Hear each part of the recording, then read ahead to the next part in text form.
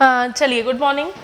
हम लोग अभी जो हमारा सेशन स्टार्ट कर रहे थे, सिलेबस तो अपना कंप्लीट हो गया है, बट सिलेबस में हम लोगों ने जो जो टॉपिक डिस्कस कर रहे हैं उस टॉपिक से रिलेटेड हमारे पास क्या क्या एमसीक्यूज बन सकते हैं, किस पैटर्न में बनते हैं, वो सेशन हम लोगों ने स्टार्ट करा है। हो सकता है कि हम लोगों ने जो सेक्शन जितना पढ़ा उससे रिलेटेड अपने को कुछ एक्स्ट्रा फैक्ट भी आपको यहाँ पर कवर करने को मिल सकता है। ठीक, तो हम लोगों ने अभी जो सबसे पहले हम लोग टॉपिक पढ़ना स्टार्ट कर रहे हैं वो हमारा इंटरनेट है।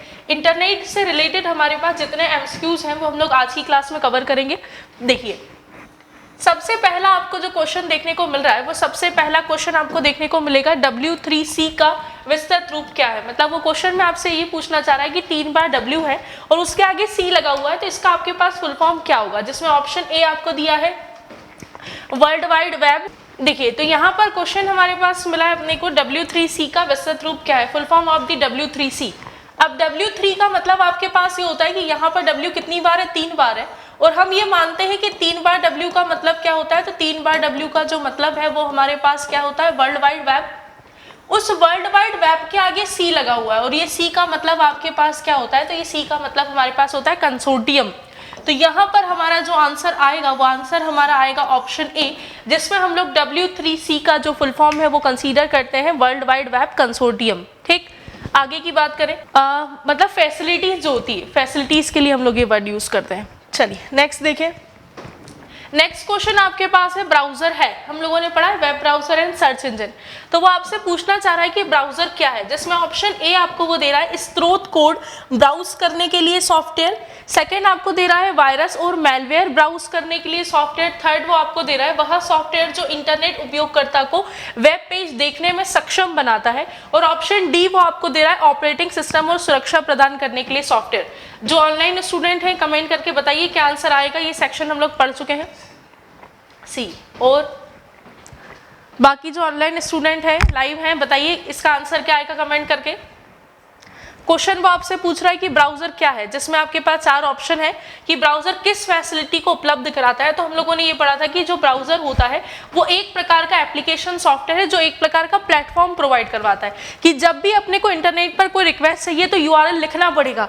URL लिखने के लिए आप किसका यूज करोगे, ब्राउजर का, और जब आपको रिस्पॉन्स मिलता है तो रिस्पॉन्स भी किसके थ्रू मिलेगा, ब्राउजर के थ्रू मिलेगा। तो यहाँ पर हमारा जो आंसर आएगा वो हमारा आंसर क्या आएगा, तो यहाँ पर हमारा जो आंसर है वो आंसर आएगा ऑप्शन सी। ऑप्शन सी वो आपको ये बोल रहा है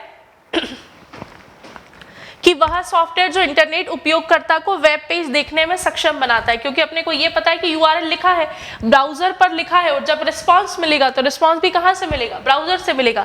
इसी के बेसिस पर हमारा यहाँ पर आंसर क्या आएगा, ऑप्शन सी आएगा कि वह सॉफ्टवेयर जो इंटरनेट उपयोगकर्ता को वेब पेज देखने में क्या बनाता है, सक्षम बनाता है। ठीक, नेक्स्ट की बात करूँ, नेक्स्ट क्वेश्चन क्या है। नेक्स्ट क्वेश्चन आपको देखने को मिल रहा है कि वेब ब्राउजर के उदाहरण है। ऑप्शन ए आपको दिया है मोजिला, ऑप्शन बी आपको दिया है ओपेरा, ऑप्शन सी आपको दे रहा है वो नेटस्केप नेविगेटर, नेक्स्ट दिया है नेटस्केप, नेक्स्ट आपको दिया है इंटरनेट एक्सप्लोरर, और नेक्स्ट आपको दिया है मोजिला फायरफॉक्स। यहां पर उसने आपसे क्वेश्चन पूछा है, इसमें एक आप ऑप्शन मान सकते हैं ऑप्शन डी, और ऑप्शन डी यहां पर आप कंसीडर करना है इसमें उपरोक्त सभी। अब देखो, मोजिला फायरफॉक्स, जब हम लोगों ने वेब ब्राउजर के एग्जाम्पल लिखे थे वहां पर एग्जाम्पल लिखा था मोजिला फायरफॉक्स। नेटस्केप नेविगेटर से आपके पास रिलेटेड फैक्ट ये बनता है कि ये पहला व्यावसायिक ब्राउजर है।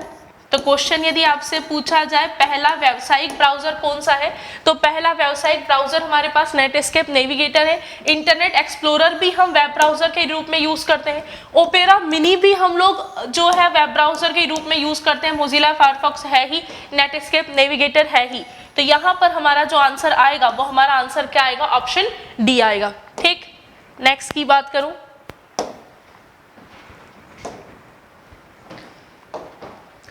नेक्स्ट आपसे क्वेश्चन पूछा गया है 1989 में वर्ल्ड वाइड वेब का आविष्कार किया था। हम लोगों ने जब इंटरनेट की हिस्ट्री पढ़ी थी कि इंटरनेट इंडिया तक कैसे पहुंचा है, तो वहां पर एक फैक्ट देखा था कि सबसे पहले तो प्रोटोकॉल बना TCP/IP ट्रांसमिशन कंट्रोल प्रोटोकॉल। फिर इंटरनेट को उपयोग में लाने के लिए हमारे पास सब डोमेन के रूप में जो है वो वर्ल्ड वाइड वेब का आविष्कार हुआ, और वर्ल्ड वाइड वेब के जो आविष्कारक है वो हमारे पास कौन है, टिम बर्नर्स-ली है। तो यहाँ पर हमारा जो आंसर आएगा वो आंसर क्या आएगा, हमारा ऑप्शन सी आएगा। ऑलरेडी हम लोग ये सेक्शन कवर कर चुके हैं, इंटरनेट की हिस्ट्री जब मैंने पढ़ाई थी वहां पर ये सेक्शन हमारे पास था। ठीक, नेक्स्ट की बात करें। नेक्स्ट क्वेश्चन हमारे पास आता है, ओमनी बॉक्स को लागू करने वाला पहला वेब ब्राउजर कौन सा है। तो यहाँ पर आपके पास जो आंसर आएगा वो आंसर आपके पास आएगा गूगल क्रोम। ठीक, नेक्स्ट की बात करूं, नेक्स्ट क्वेश्चन आपसे पूछा गया है कि विंडोज 10 और 11 जो माइक्रोसॉफ्ट विंडोज है, इस माइक्रोसॉफ्ट विंडोज के 10 और 11 वाला जो वर्जन आया है इसके साथ बिल्ट इन ब्राउजर का क्या नाम है। मतलब बिल्ट इन का मतलब ये होता है कि जब आप ये विंडोज को इंस्टॉल कर रहे हो तो कुछ ऐसे फीचर है जो उसके साथ ऑलरेडी अटैच होकर आ रहे हैं, उन फीचर को क्या कहा जाता है, तो उनको बिल्ट इन ब्राउजर कहा जाता है। और बिल्ट इन ब्राउजर के रूप में वहां पर अपने को क्या देखने को मिल रहा है, तो बिल्ट इन ब्राउजर के रूप में आपके पास एज देखने को मिल रहा है। और एज क्या होता है, तो एज का मतलब आपके पास ये होता है कि यदि आपके पास कोई इमेजिनरी इमेज है तो उस एज की हेल्प से आप उस इमेजिनरी इमेज को क्या कर सकते हो, क्रिएट कर सकते हो। और जब उस एज की हेल्प से आप इमेजिनरी इमेज को क्रिएट कर सकते हो, वर्चुअल इमेज को क्रिएट कर सकते हो, तो ये जो फीचर है इस फीचर को माइक्रोसॉफ्ट एज कहा जाता है, जो विंडोज के 10 और 11 वाले वर्जन में कैसे देखने को मिल रहा है। तो 10 और 11 वाले वर्जन में अपने को बिल्ट इन ब्राउजर, मतलब जब आप उसको इंस्टॉल करोगे तो उसके साथ ही ये फीचर अपने को अटैच देखने को मिलेगा। नेक्स्ट देखें,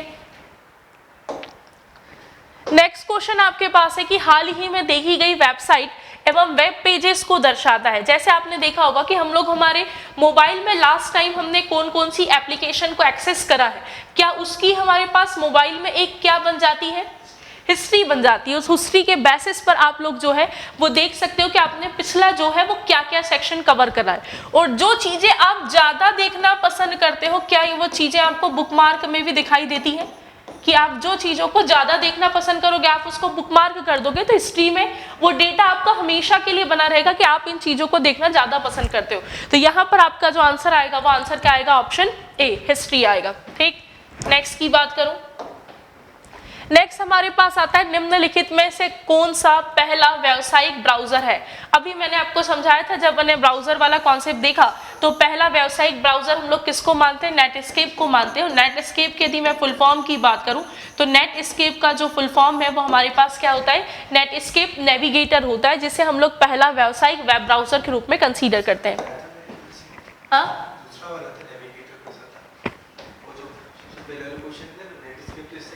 नहीं नहीं, दोनों थे ना उसमें ऑप्शन।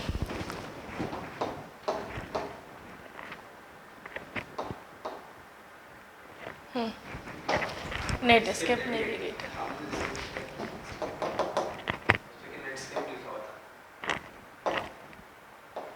ठीक। नेक्स्ट देखो, नेक्स्ट क्वेश्चन आपसे पूछा है कि निम्न में से कौन सा प्रोग्राम एक सर्च इंजन नहीं है।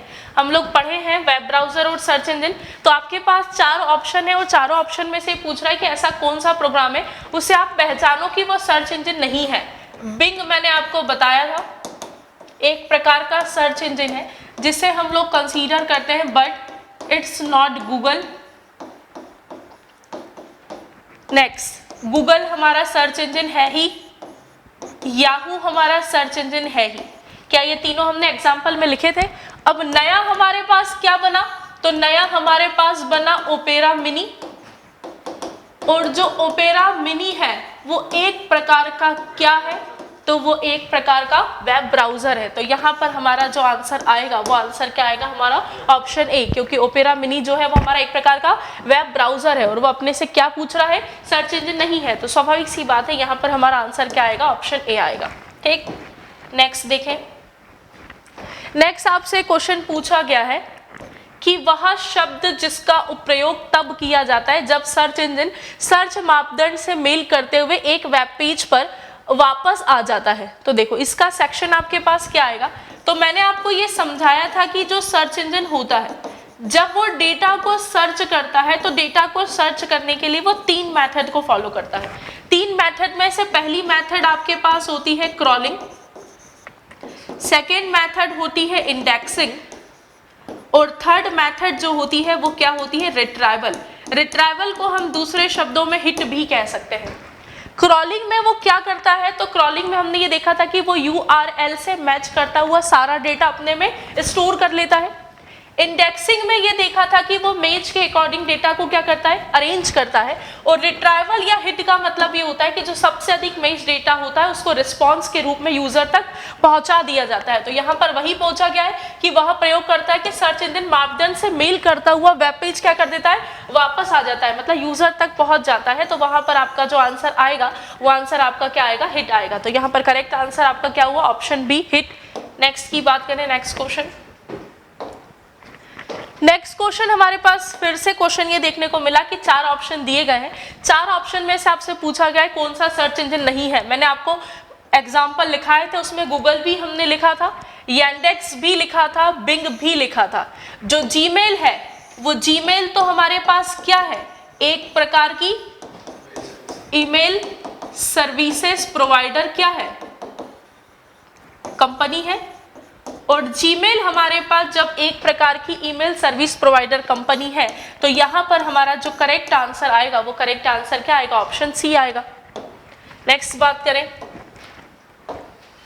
नेक्स्ट आता है कि सर्च इंजन जो इनपुट लेकर समांतर रूप से तीसरी पार्टी को परिणाम के लिए क्वेरी प्रेषित करता है वह है, मतलब ऐसा कौन सा सर्च इंजन है जो समांतर पैरेलल रूप में बहुत सारी क्वेरीज को प्रोसेस कर देता है। तो वहां पर आपका आंसर क्या आएगा, तो आपका आंसर आएगा मेटा सर्च इंजन।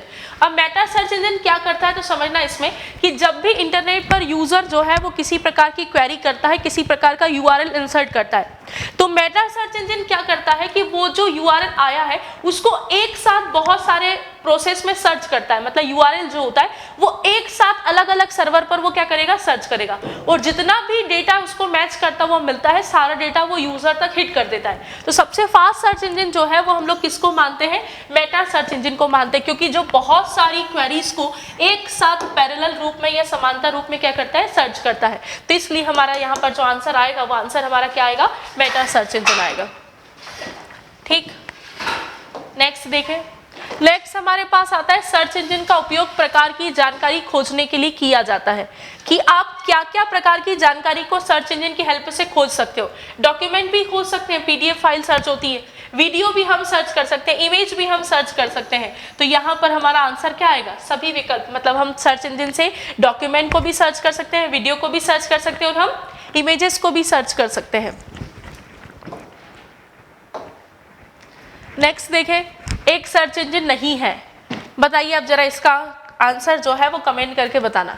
हम लोग ये सब पढ़ चुके हैं। अच्छा, ये तो अभी क्वेश्चन रिपीट हो गया है ना, अभी देखा था ये, गूगल हो गया, यांडेक्स हो गया, बिंग हो गया। यहाँ पर जो जीमेल है वो हमारा आंसर आएगा, क्योंकि ये एक प्रकार की ईमेल सर्विस प्रोवाइडर, एक प्रकार की कंपनी है।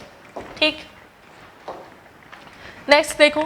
नेक्स्ट आपसे पूछा गया है कि एक सर्च इंजन का उपयोग करके क्या सर्च किया जा सकता है। ऑप्शन ए अस्पष्ट जानकारी, option B web page, option C निर्दिष्ट इंडेक्स शब्दों के वेब पेज, ऑप्शन डी निर्दिष्ट सर्च शब्दों का उपयोग करने वाली जानकारी के लिए वेब पेज। बताइए इसका कमेंट करके कि हम सर्च इंजन का उपयोग करके क्या क्या सर्च कर सकते हैं। ऑप्शन आपके सामने है, ऑप्शन ए दिया गया है अस्पष्ट जानकारी, ऑप्शन बी दिया गया है वेब पेज, ऑप्शन सी दिया गया है निर्दिष्ट इंडेक्स शब्दों के लिए वेब पेज, और ऑप्शन डी दिया गया है निर्दिष्ट सर्च शब्दों का उपयोग करने वाली जानकारी के लिए वेब पेज। बताओ क्या आंसर आएगा इसका, डी। और बाकी जो ऑनलाइन स्टूडेंट है वो भी कमेंट करके बताइए क्या आंसर होगा इसका। ऑप्शन ए तो हो नहीं सकता, अस्पष्ट जानकारी है। अब देखो यहाँ पर यदि मैं करेक्ट आंसर की बात करूं तो इसका करेक्ट आंसर हमारे पास क्या बनेगा, तो इसका करेक्ट आंसर हमारे पास ऑप्शन डी बनेगा। ऑप्शन डी क्यों बनेगा, क्योंकि आपके पास आपने जो सर्च शब्द लिखे हैं वो सर्च शब्द की बात कर रहा है, मतलब आपने आपका क्या लिखा है, वो URL का उपयोग करते हुए उससे मैच करता हुआ वेब पेज यूजर तक पहुंचाने का काम करता है। तो इसी के बेसिस पर इसका जो करेक्ट आंसर आएगा वो करेक्ट आंसर क्या आएगा, ऑप्शन डी आएगा। नेक्स्ट देखें। नेक्स्ट क्वेश्चन आपके पास है कि देश का प्रथम साइबर अपराध पुलिस स्टेशन कहां पर है।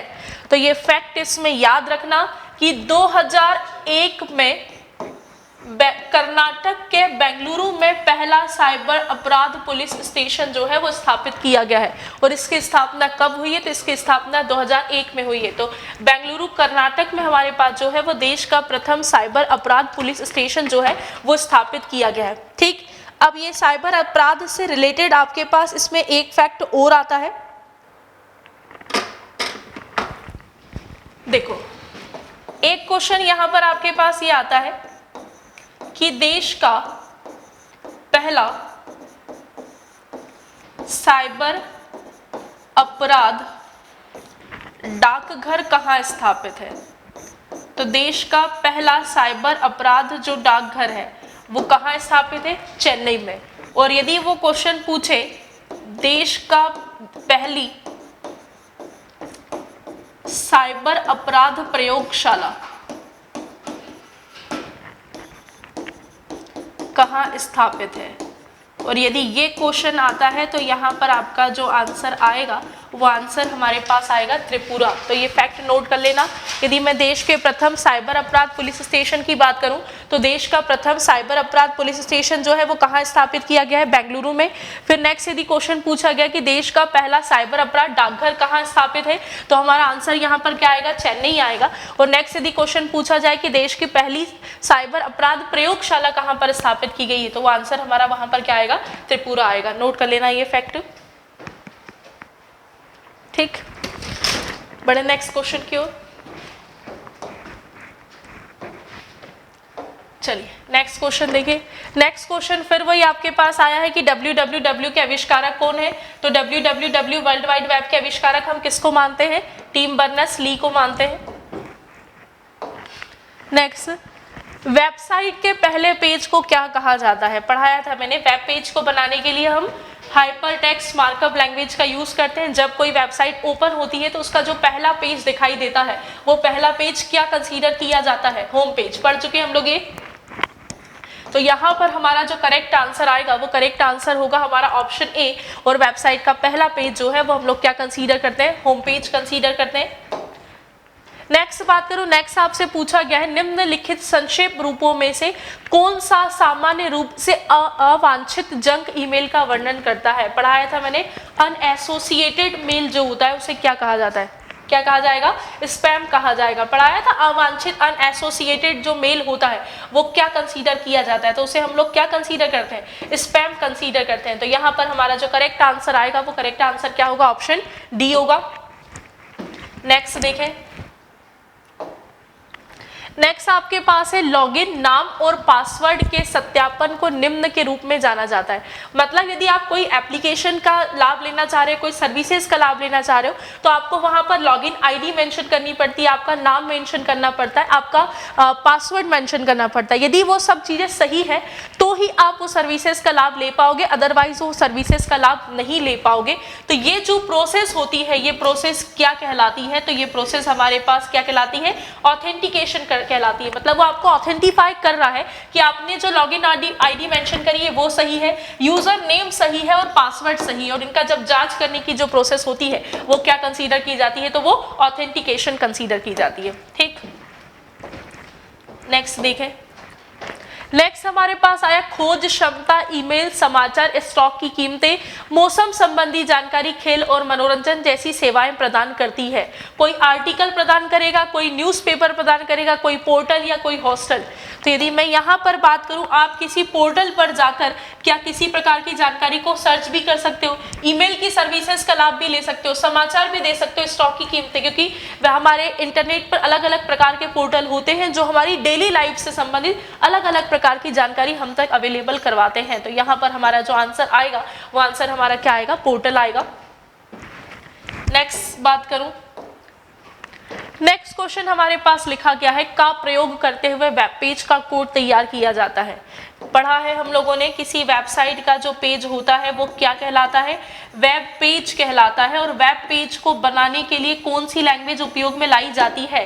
HTML। और यदि हम HTML की बात करें तो HTML का फुल फॉर्म क्या होता है? हाइपर टेक्स्ट मार्कअप लैंग्वेज होता है। तो जब भी हम किसी वेब पेज को बनाते हैं तो वेब पेज को बनाने के लिए हम जिस लैंग्वेज का यूज करते हैं वो लैंग्वेज हमारे पास कौन सी होती है? हाइपर टेक्स्ट मार्कअप लैंग्वेज होती है। ठीक, नेक्स्ट क्वेश्चन देखें। नेक्स्ट क्वेश्चन हमारे पास आता है गूगल के निर्माणकर्ता कौन है। तो यहाँ पर यदि मैं बात करूँ तो जो लेरी पेज और सर्जरी ब्रिन जो है, इन्होंने स्टैनफोर्ड यूनिवर्सिटी में पीएचडी के दौरान जो है वो किसको निर्मित किया था, गूगल को निर्मित किया था। तो यहाँ पर हमारा जो करेक्ट आंसर आएगा वो करेक्ट आंसर होगा वो हमारा ऑप्शन ए होगा। जब ये पीएचडी परस्यू कर रहे थे स्टैनफोर्ड यूनिवर्सिटी से, उसी दौरान इन्होंने किसका फॉर्मेशन किया था, गूगल का फॉर्मेशन किया था। तो इसी के बेसिस पर हम लोग हमारा यहाँ पर जो करेक्ट आंसर कंसीडर कर रहे हैं वो करेक्ट आंसर हमारा क्या होगा, ऑप्शन ए होगा। ठीक, बढ़े आगे।